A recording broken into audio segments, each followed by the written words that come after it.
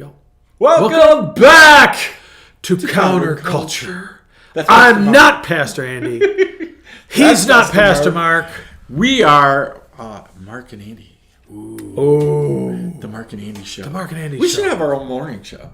Overture. People, you could sing every That song's morning. already been taken. We could just have. We could have fun. You could have hot chocolate. And I could have coffee. I can't meet with you if you have hot chocolate. Name that musical. I will not have that. That's at night. Whipped topping and sprinkles. Oh. That's what we need. That's what we need. I cannot sit in your presence anymore like this. Listen, last time you were super profound, so I expect nothing less. Oh, the pressure is on. I don't know that I can deal with it. Okay, one of the things that I am huge on about Christmas, but all times of the year, right? I talk about it at funerals and weddings and all kinds of things, but is the idea of ministry of presence, not presence like under the tree presence, but presence, your presence, being where there, you are, being right? there. Yep. And Christmas can get so busy, right? I can remember being in times where you're doing a Christmas party after Christmas party after Christmas party after Christmas party, right? And it gets to the end, and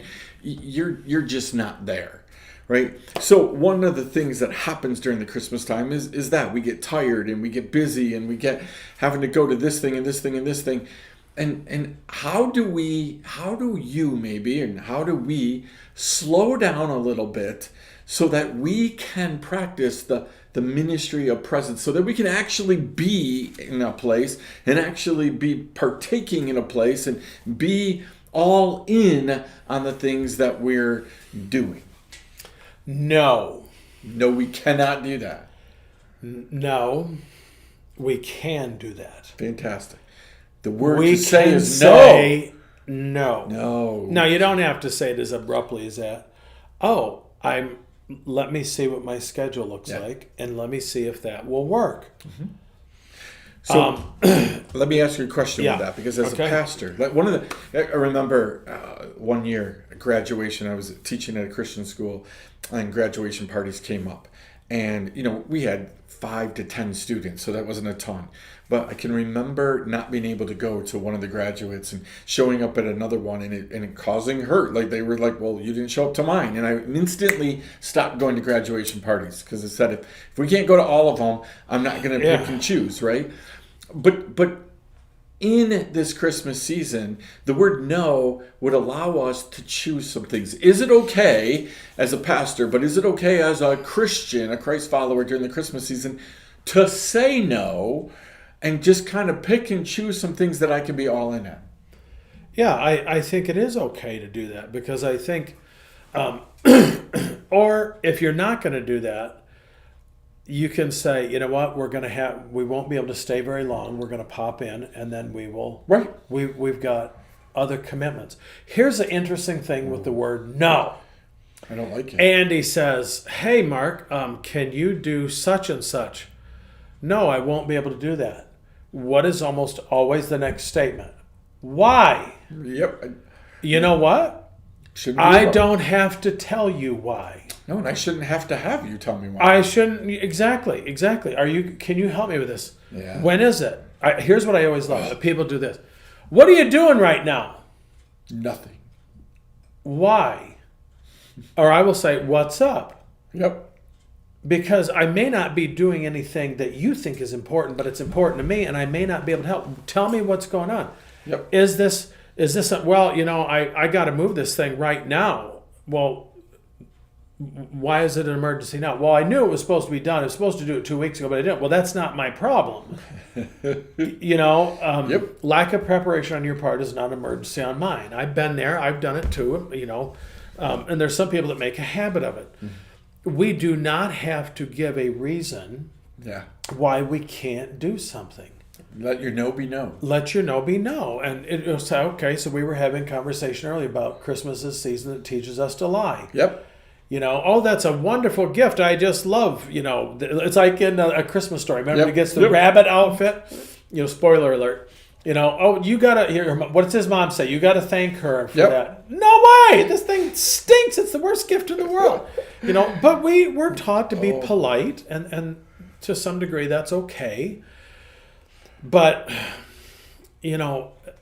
what if we just said, I'm not going to be able to do that.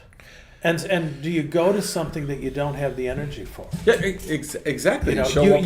So we give out of empty cups all the time. Oh, you better write that down too. And right. So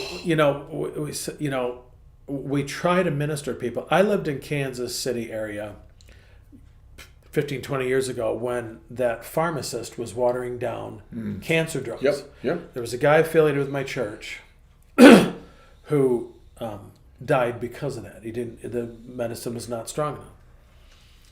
When we give what we don't have, it does not help anything. Yeah. So we can go to a party and we're like, oh my gosh, you're thinking to yourself, I can't wait till I can get out of here. Is that really the best scenario? You're not all in. You're not all in. Right? And so you're and it's even hard to crack on. Oh. Crack on. Your presence just cracks things up. Yeah. I think that's the problem. We can end up doing the busyness of the Christmas season can cause a ton of hurt and division and things. It's funny how the enemy can't stop us from celebrating Christmas. So what's he do? Accelerates it. Yeah. Right. Yeah. So that we're not really celebrating Christ in anything. We're just over busy. Well, and it's funny how people think everything has to be done before Christmas. Mm-hmm. The 12 days of Christmas they start after Christmas Eve, and so we had a situation where someone was saying, well, I want to have this group over, Pastor. Will this work? And then, well, I said, it's not going to work because many people who are going to be that there's another thing we have going on at the church that they have to be a part of.